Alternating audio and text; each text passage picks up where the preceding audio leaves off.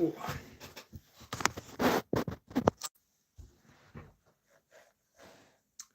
Okay, so today we are going to talk about, I'm going to put it up, get my plan.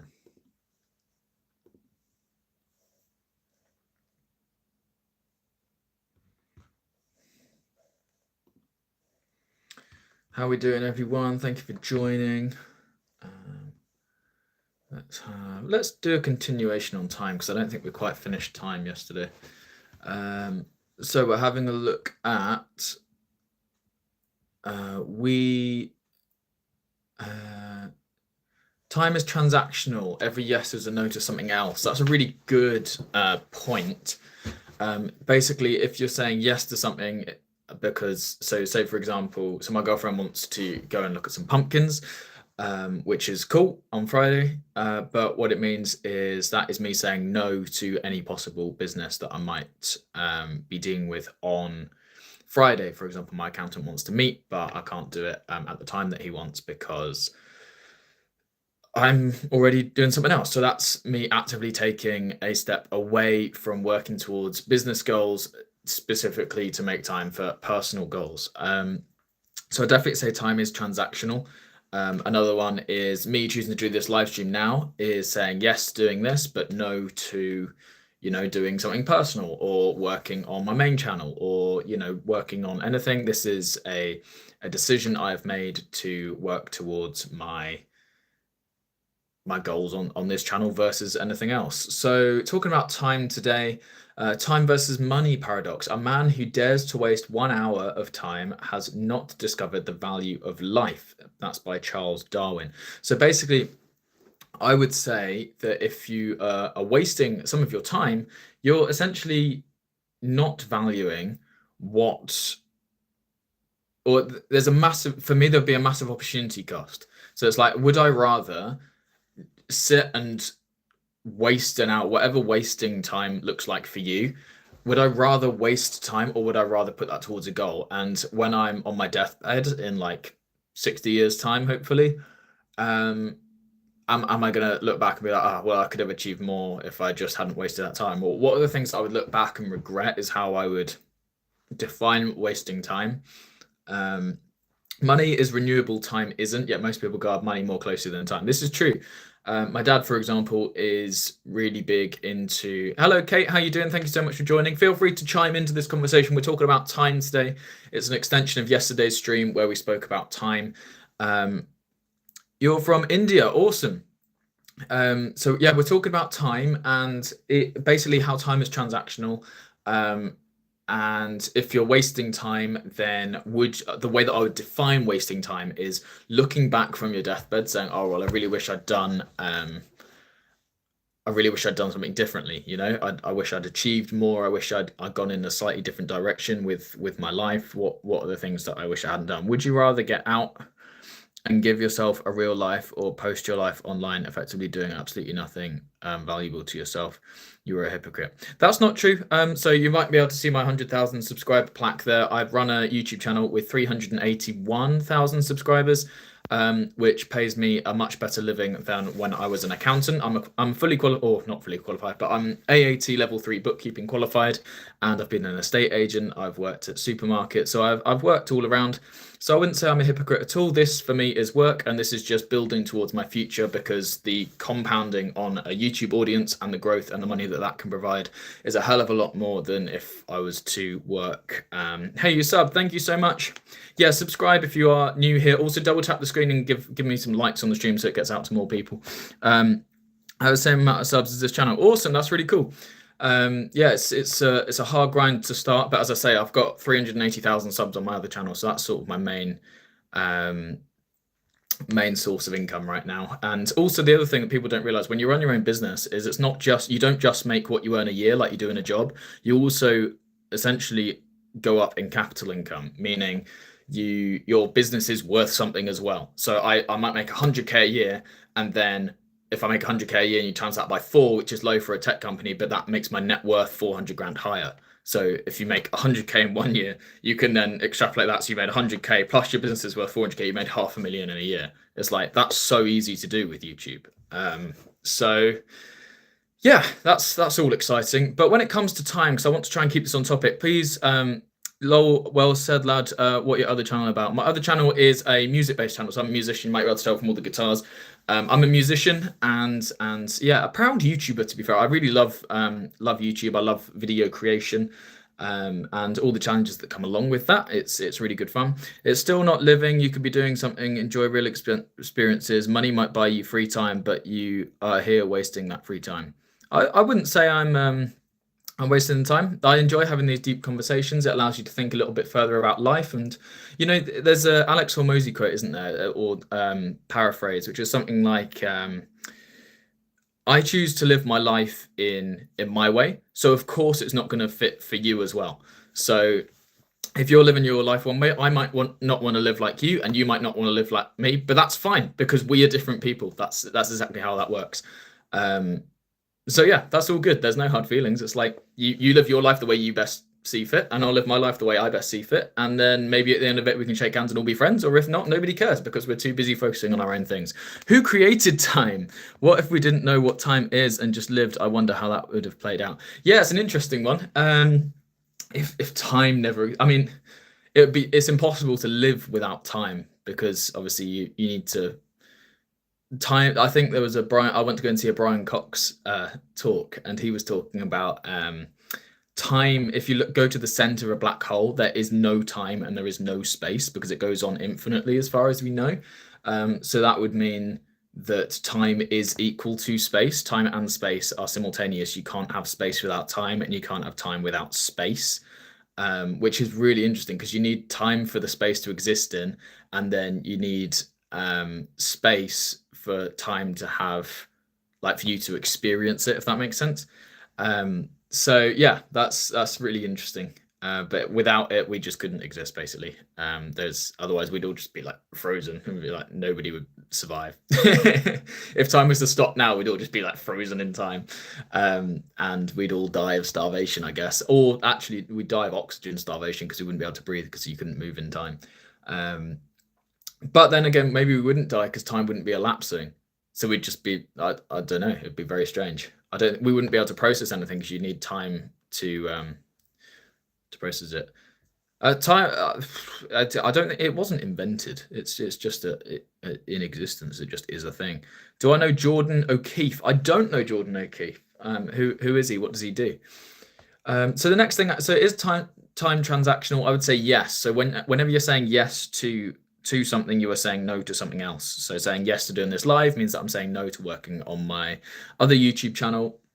But that's fine. That's what you do. Life is about these negotiations and exchanges of what we want to do, how we want to exchange our time chips, and yeah, we go from there. We hoard money but leak time. Yeah. So my dad, he he loves to do like loads of work, but he earned enough when he worked. He earned enough per hour to pay like a gardener or to pay a cleaner, but he'd rather save the money to pay a cleaner, which might be £30 an hour, to then like just do it himself, which would cost him more than £30 an hour, because if he just worked on the other thing, he'd make the difference. But yeah, so that's basically what I'm looking at. And like, I'd love to get a cleaner because I earn more an hour per cleaner, and I don't like cleaning anyway. So for me, it's just a double save. I save on doing something I want to do, and I save money because as I wouldn't be cleaning, I'd be able to spend more time on my business, which would grow out a lot quicker. And then, as I say, you also get the capital appreciation of the business. So you don't just earn what you make in the year, you earn that times 4, because that's what your business is worth. Let's have a look in here, shall we? So we've got money has a clear number attached. Time does not. I mean, time does have a clear number attached, obviously, because you can see minutes or hours elapsed. Do I play any more instruments? I can play a bit of keys. I can play drums. I used to do a bit of brass as well. Have a good day, bro. I can talk and listen about these things all day. All for gaining and sharing knowledge. Yeah, me too. I'm so glad you found value in it. Make sure to subscribe if you are new. We have these deep conversations. We've got loads of podcasts. We've done emotions. We've done business advice. We're doing an episode in coming soon that is going to be me walking through how I would start a business again, because I'm under the belief and opinion of Anyone can start a business and then within the first month get to £1,000 a month or $1,000 a month. Proof is I've done it, so I don't mind talking about it because I can literally talk about. Thank you so much for subscribing. Hello, Gunny. How are you doing? Thank you for joining today. Today we're talking about time, but intersected with comments and questions. Also, feel free if you've got anything to add to the conversation, please do. But yeah, I'm going to talk about how I built my first business. Do I watch football? I don't really watch football. I don't really have time for any leisure. I just love working. That's my hobby.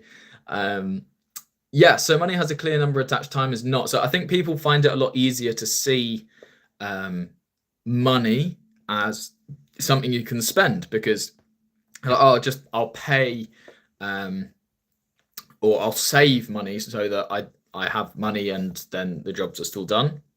I think people should reframe how they see money in terms of money is equal to time, in terms of you probably get paid per hour. I mean, even if you're on a salary, you just divide what that is per hour across the month. So you can see how much you'd be making. I always do that on 7 days per week, which obviously puts you below minimum wage if you live in the West. And you work 40 hours a week, for example, because there's more than 40 actual hours in a week. What is it? 7 times 24. So that's 7 times 140. And then, I don't know, it's over 140 hours in a week. Enjoy work equals more money. Yeah, literally. And more money equals more confidence. Yeah. And more confidence equals more work. Yeah. Yeah. That's literally it. That's why there's such an, I think the bit where everyone goes wrong is they think, oh, I need to do this job because my parents did this job or something like that. And basically you end up doing something that you're not passionate about.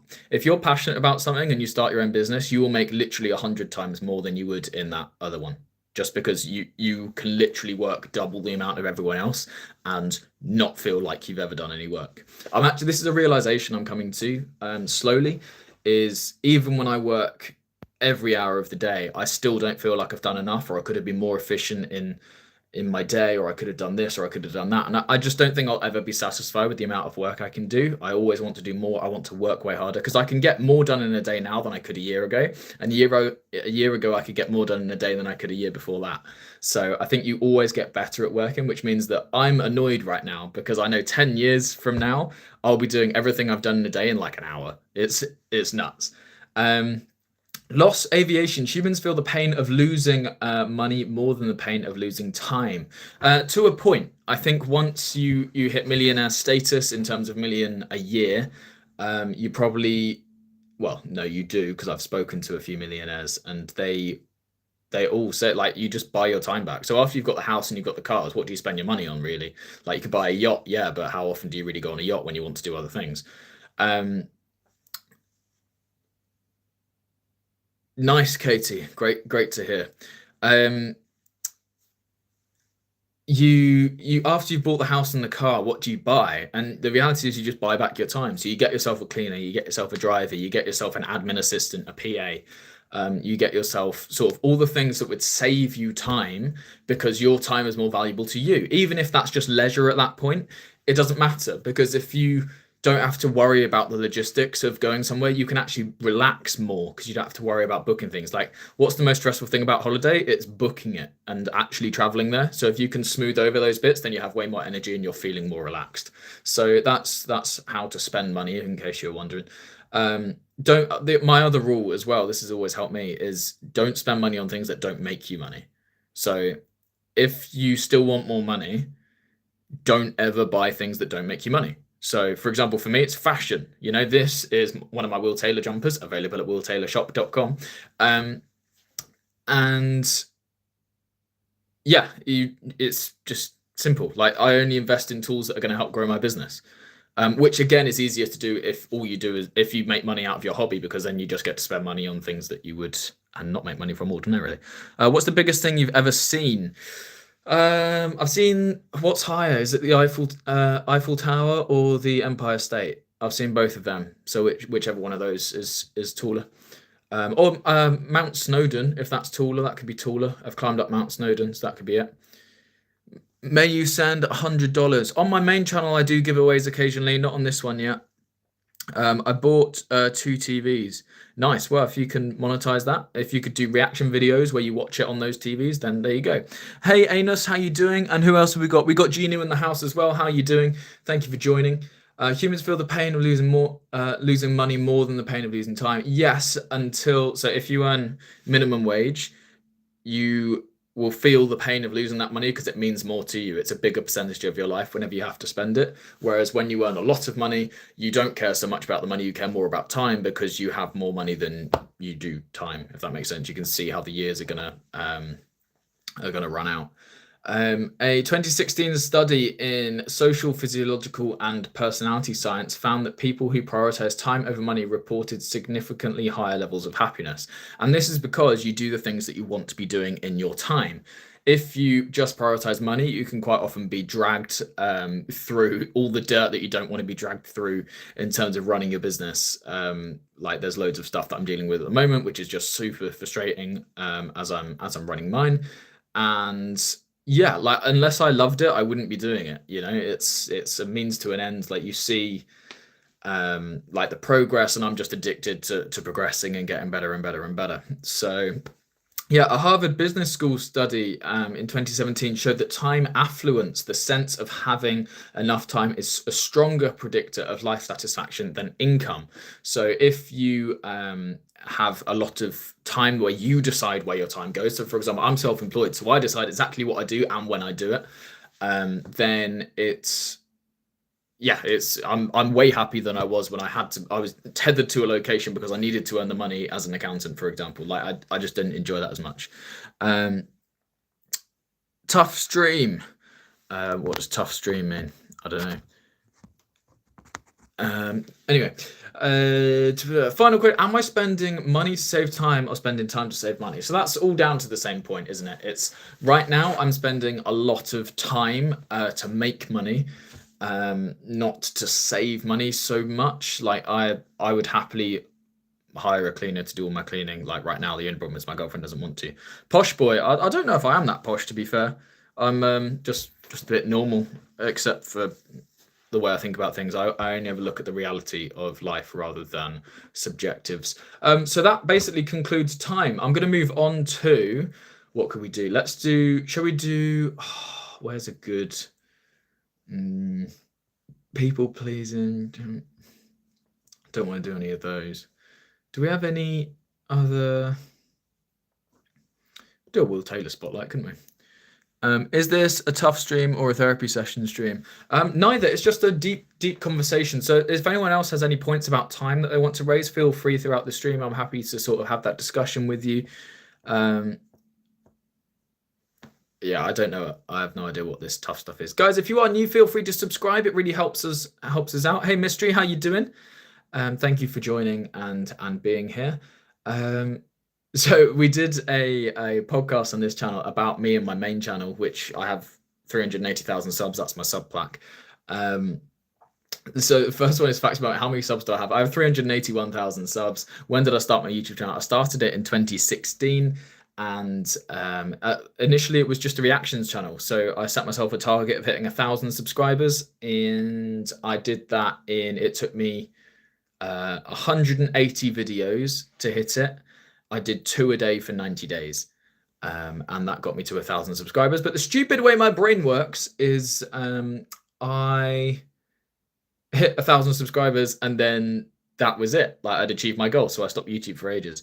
That was the year you were born. Oh my goodness, you're so young. I was born in the year 2000. So yeah, that's how I got to my first 1,000 subs. So what made me pick up the camera and hit record?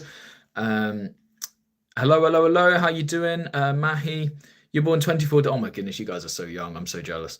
You've got so much life to live. Was excitement or curiosity? So I saw a lot of big channels at the time, like Roman Atwood. I saw the Sidemen stuff. I saw gaming channels like Optic and Scumpy and FaZe Rain and all of this. And it just looked like a really nice life. So I was like, well, I could just get some subscribers and do it. Like I know how to make a reaction video. Let's just make reaction videos. And that was basically it. You're 25. Calm down, old man. Yeah, I know. Yeah. Um, oh no, more telling information about yours. I'm confused. I don't know what that means, Mayhe. I'm sorry. Um, Every master was once a beginner. That's a quote by Robin Sharma, who's an author.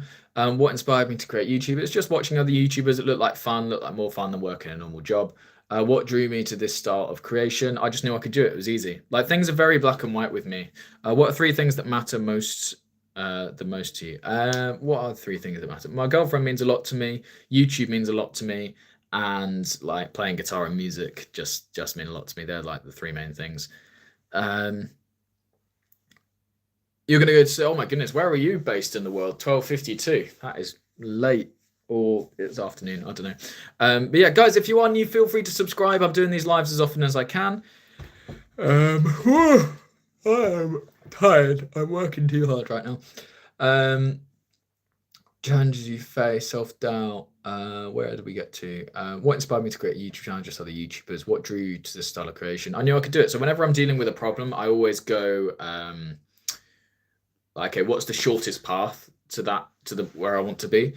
And yeah, always choose that. So if I know how to do something, I'll just do it. There's no like discussion. Oh, is that a good idea? Should I spin it around, take a look at the idea, maybe process it a bit? Like I just crack on, action first. And like, what's the Silicon Valley saying? Silicon Valley break.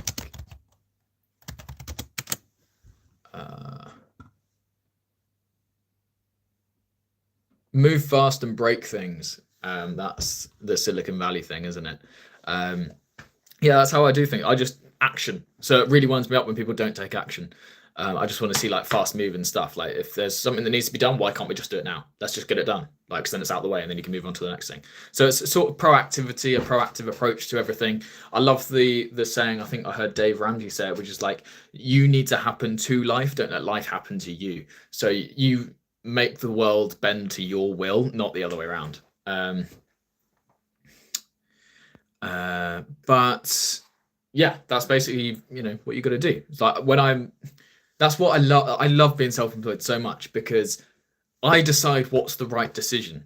There's nobody else telling me that's not a good idea. You can't do that. It's like, why can't I? No, I can do that. Like, don't even discuss it. I'm doing it. Done. Like, this is the other. I don't discuss a lot of things before I do them. I generally do it and then see what happens and then tell people, because so many people in this life promise and under deliver. I'd rather have already delivered when I tell you.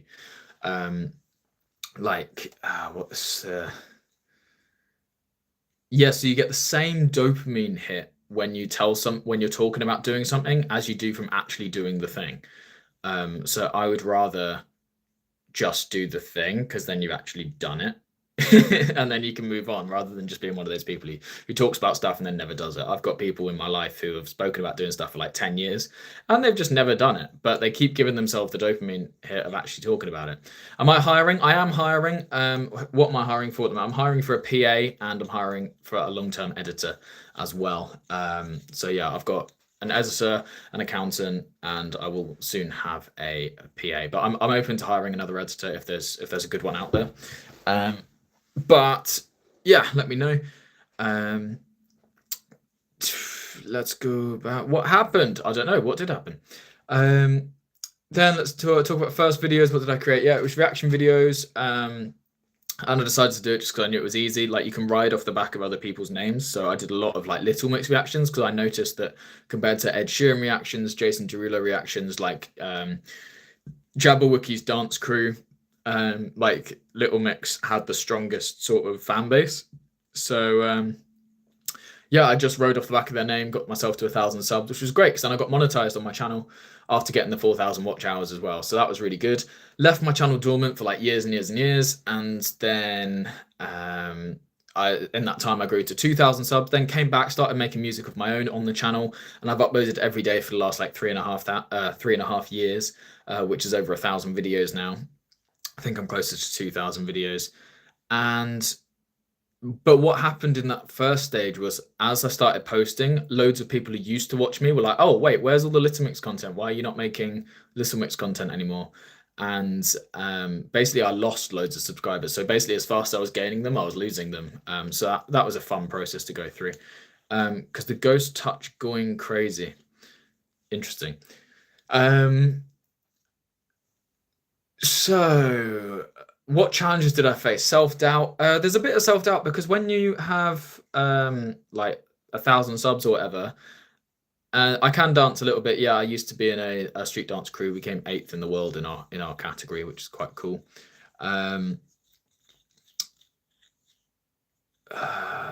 Self-doubt. So yeah, when you're not big, you've got no evidence. This is the thing. You've got no evidence of you actually being able to achieve the things, and you've got everybody around you telling you that you can't do that, or oh, you look like an idiot. Why are you doing this? And does that change reality? No, it doesn't. If you want to do something, you just do it. And that's the more things that's one of the main things I've learned. It's like, and since I've got 100k subs on my main channel, like, I just know I can do anything I put my mind to. So yeah, nuts, absolutely nuts. So physical challenges, I mean, I'd say the first one was equipment, but basically as soon as I started making videos, I just knew I was going to invest in it. I was like, okay, am I going to do this properly? Yeah, cool. Let's buy the editing software. So I bought it, and it's the one I still use today. I had the sense to buy the lifetime pack of the editing software that I use, and now they charge like 50 quid a month or something. So I'm so pleased I did that because it only cost me like 80 quid at the time. So can I do push-ups? Yeah, of course I can. Video idea, spend 24 hours in the pool. That's a good idea. Then I'd look like a prune. Guys, if you're new, feel free to subscribe. We're trying to get up to 1,000 subs on this channel as quickly as possible so that I can help retire my co-host. My name is Will Taylor. I'm a YouTuber in my own right. There's my 100k plaque. But yeah, I'm trying to retire my friend. I'm trying to get him so he can just go travel in the world because that's what he does. That's his thing. And yeah, it would be really cool if he could be retired based off of YouTube. Have I ever done a bog that snapped off so clean you knew there was no need to wipe? I've never had that much confidence in myself to not wipe. Do you let anything stop you? Yeah, the only thing that stopped me was when I hit my goal. Like, nothing stops me when I'm working towards a goal, and I think you guys should really take that on board as well. In terms of just if you want to do something, just do it. Don't wait for somebody's permission. Nobody will give you permission. Don't wait for anybody to support you, because 9 times out of 10 they're not going to support you. You've got to have the confidence, and it's the first step. I can tell when somebody's going to be successful straight away now because I understand the mindset behind it, and it's basically making the decision to quit your job and be self-employed is a perfect metaphor for what being self-employed is like. You're constantly making decisions without all the information. So you're basically constantly placing bets, placing bets, placing bets, placing bets. And you've just got to get used to, if that's a loss, it's a loss, and you move on. Like, there's no emotional attachment. You've just got to keep moving, keep moving, keep moving. Like, there's action is the only way, especially when you're starting. As you start to grow, you have to start building out your team, which is the thing that takes time. And then you've got to learn a whole new range of skills. So right now I'm really focusing on learning people management skills. I'm learning more scheduling type things. I'm not going to do push-ups for $50. If you give me a 25 pound donation, I'll do the 50, and then you can pay me the other $50 or the other $25 after that. I'm not Muslim yet. No, I'm not. So yeah, nothing stops you, but being self-employed is all about making uninformed or not uninformed decisions. You make them with all the information you have available. So you may not have all the information that you need. For example, setting up a bank account, you don't know what the bank is going to be like to deal with. So you just make the decision to go with one, and you see how it works, and you can always change later. You know, but you've got to get that sort of stuff just moving. That's not stuff you want to be a bottleneck of your business. Supporting facts: according to 2023 study, over 90% of new YouTubers never reach 1,000 subscribers. So you're in the top 10% as soon as you hit 1,000 subs. That's crazy. That is super crazy. On average, it takes 22 months for a channel to reach 1,000 subscribers. When did I hit? Yeah, so I did it in 3 months. So I was way ahead of the curve, and it's just relentless. It's just relentless pursuing of the goal. CWAG, can you stop talking about religious stuff? That's not what this podcast. It's not what this live is about. If you're not going to add anything to the conversation, please leave. I do the sign of a cross when praying. Awesome. Again, not the topic of this live. So yeah, on average, it takes 22 months for a channel to reach 1,000 subscribers. That's from Social Blade. So yeah, I hit it in 3 months, which is super cool. I was ahead of the curve, but then I'm an idiot. I gave up. Or I didn't give up, but I just focused on my accounting career. Milestones. What big milestones have you hit during your journey? Sub. So I hit 1K, I hit 5K, I hit 10K, I hit 25K, hit 100K, hit 200K, hit 250K, hit 300K and 350K. And now the one I'm working towards is 400,000 subscribers before Christmas. So let's grow now on average. No, we've seen that one. Milestones. Revenue. Yeah, I've hit some great revenue goals. Sponsors. Yeah, I've worked with Huel. I've worked with One Audio. I've worked with, there's another one I'm forgetting. I did some brief stuff for IOD as well. I've just had Native Instruments or Isotope sponsor me as well in terms of giving me some plugins, which is super nice of them. So yeah, that's all great. What have been the most beneficial tools to grow your business? Yeah, consistency is the main one. You've just got to keep going, no matter what. For example, this is a thing of once you've got a certain number of subscribers, you're not home and dry because YouTube doesn't consider that anymore. Subs don't really mean anything other than just getting you to a certain monetization threshold. It's all to do with your views, but my views fell off on my shorts, which is how I've mainly built my channel, and basically I had a 10 out of 10. So if you don't know, the way that you track your video's progress, well, one of the ways you track your video's progress is YouTube ranks your video out of the last 10. So say, for example, I check an hour into the video being uploaded, it will say, oh, this one is the best performing out of the last 10 for 1 hour into it being uploaded. Whereas I had like 3 weeks of 7 to 10 out of 10s all the time, which is terrible. And then the next day I had a 1 out of 10, it got 1 million views in the first 24 hours, which is absolutely nuts. And then now it started to teeter off again, but it still hit over 100K, I believe. In fact, I can check. So it's just having that consistency. You've got to go no matter what. You've got to get through that 2-week period of really difficult, like low revenue, low motivation, low everything. It's like, it doesn't matter. It's discipline. You just do it no matter what. Did yesterday's video hit over 100K? Let's have a look. Where are we? Yeah, it's got to have, isn't it? Where are we? Where does it say the views? Why don't I know anything? Yeah, 103,000. Cool. So yeah, it hit over 100K views. So I'm happy with that. What's the swipe rate on it? 60%. That's not great. What's the watch time? Watch time. Hello. Where are you? Maybe it's not going to tell me. No, it's not going to tell me. Cool. I think it's 100% on it, which is pretty good.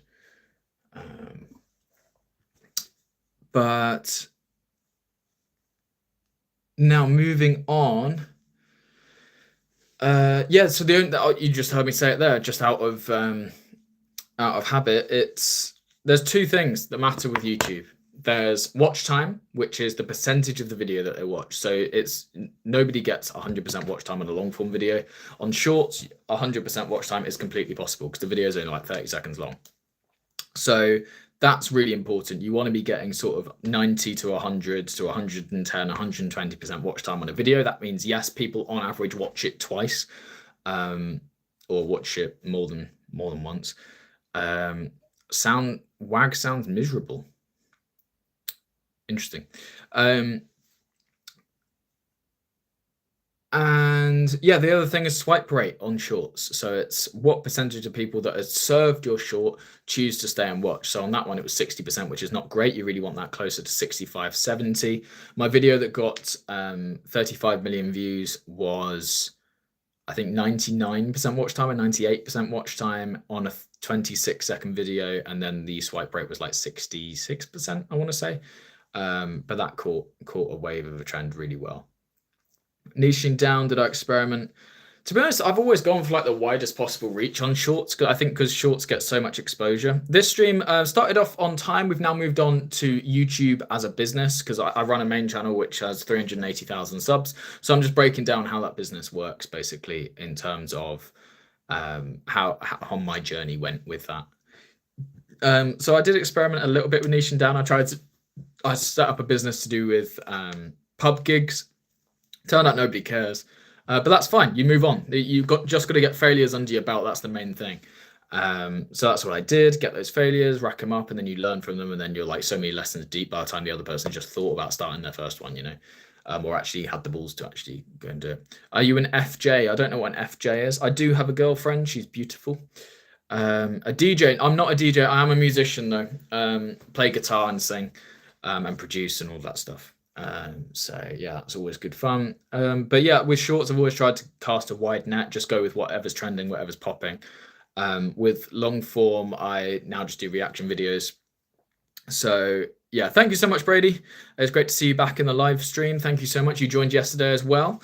It's great to have you here. Hey, Physics, how you doing? Guys, feel free to subscribe if you are new. It's great to have you here. I'll play a song at the end of the stream. How about that? So, is this the way you always wanted your channel to go? Yeah, I suppose I think I prefer to have more of a long form audience, although I'm building that now, so it doesn't really matter. I would have done anything just to get views back in the day. So I'm pleased that everything sort of happened for a reason. Challenges versus what have the biggest challenges been? It's just constantly pushing and doing those 3-hour live streams and doing those hour-long live streams like every single day, doing a short every single day, no matter what. Even when I'm on holiday, I would have to queue up videos in advance or do them while I'm on holiday, which sort of interrupts the flow of it. How do I handle negative comments? I just don't care. Like, you say what you like, but times change, bro. I wouldn't do anything now. What do you mean you wouldn't do anything now? I'm confused. I've literally blown up my channel in the last year, so it's definitely possible. So yeah, challenges are just like the consistency is really difficult, but it's the easiest thing to guarantee because it doesn't mean being good. It just means turning up every day. Like, everyone could do that. That's just literally making a video. Just do it.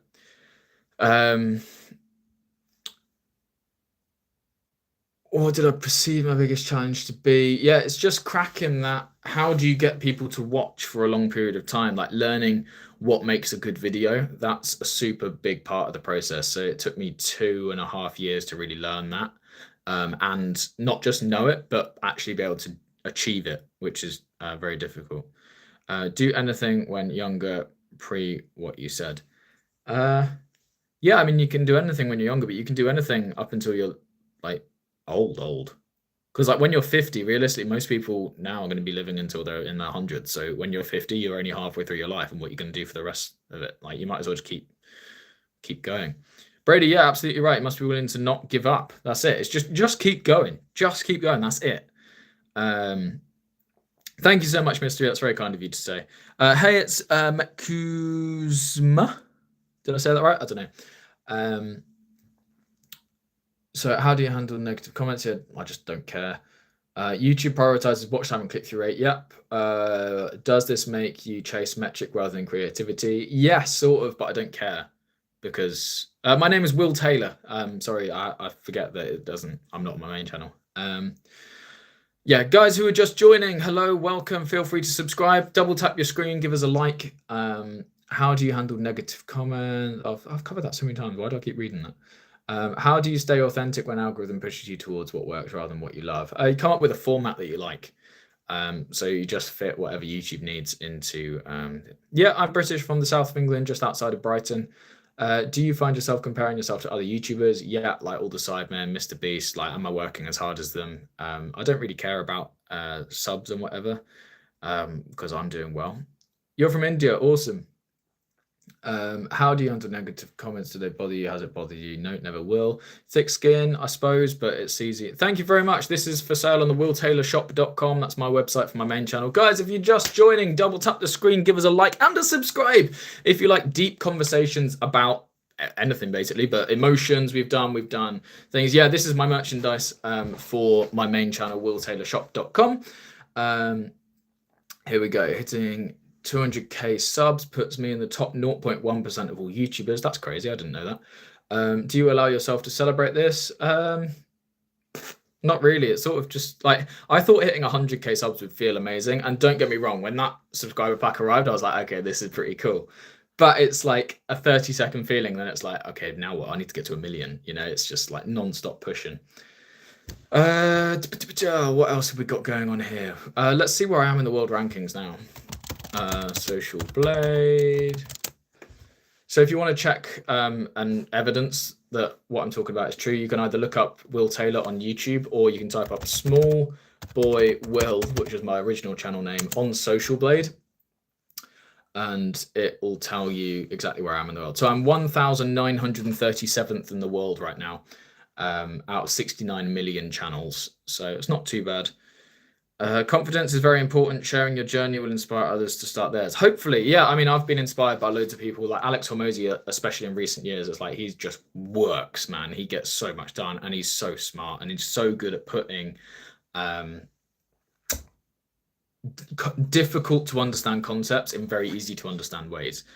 So yeah, what category you list as when streaming this entertainment? I think this is under as education. No, 69 million channels. Well, that's what Social Blade says anyway. So if you go on YouTube on it, it says out of 69 million channels somewhere. But that could also just be whatever.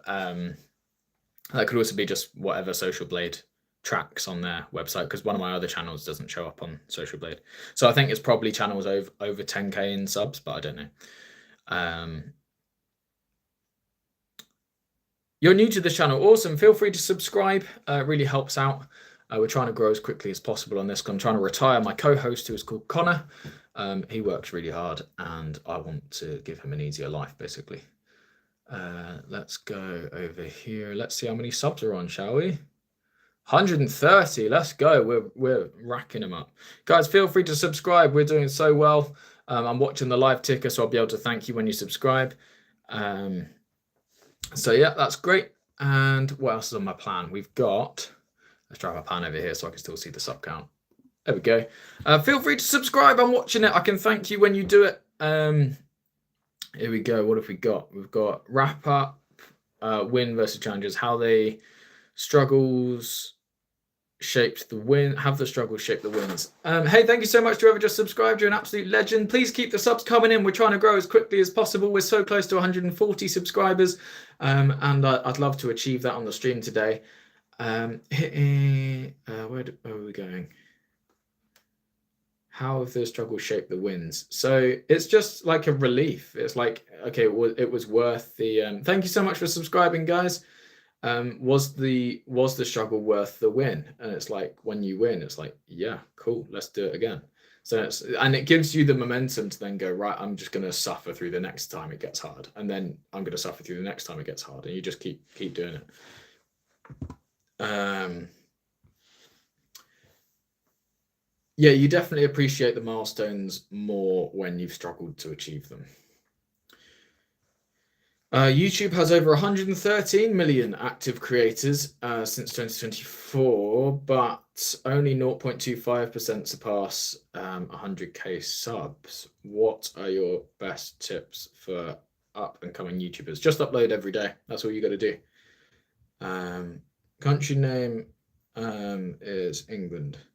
Hey, how we doing? Thank you for joining. We've got Bargaven. Guys, feel free to subscribe. We're getting so close to 140 subscribers. I'd love to hit that today. The man who moves a mountain begins by carrying away small stones, by Confucius. Yeah, it's true. Rome isn't built in a day. It's chipping away every little bit. Just chip away, and eventually you get there. Nothing happened. There's not a big move you can make initially. Thank you so much to whoever just subscribed. You're an absolute legend.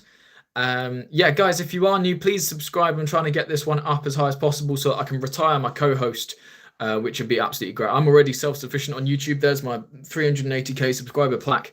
But yeah, I want to get him away from 9 to 5 and yeah, working on YouTube full time. Then we can put out even better content for you. We can then afford camera people and proper teams specifically for this channel.